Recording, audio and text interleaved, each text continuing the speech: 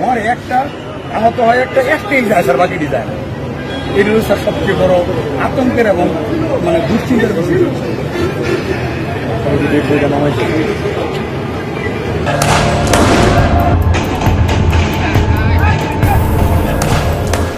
গুলি করলে মরে একটা, বাকিটি যায় না স্যার।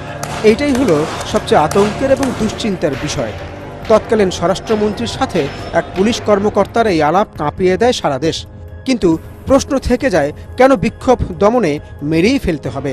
বিবিসিআই প্রতিবেদন বলছে, প্রাণঘাতী অস্ত্র ব্যবহারের এই নির্দেশ শেখ হাসিনা নিজেই দিয়েছিলেন। এখন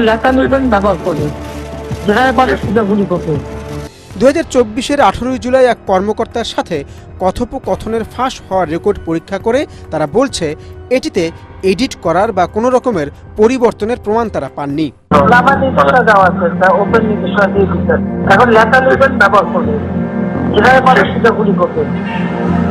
বিচার করো,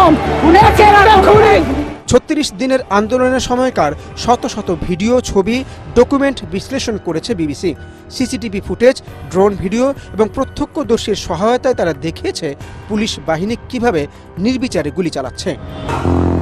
সবগুলোকে অ্যারেস্ট করতে বলছিল আজকে, সবাইকে বলা হয়েছে যে যেখান থেকে টিকা করবো দেখে ফেলি। ওই ফোনালাপ এখন শেখ হাসিনার বিরুদ্ধে মামলায় প্রমাণ হিসেবে ব্যবহার করা হবে বলে জানালেন আন্তর্জাতিক অপরাধ ট্রাইব্যুনাল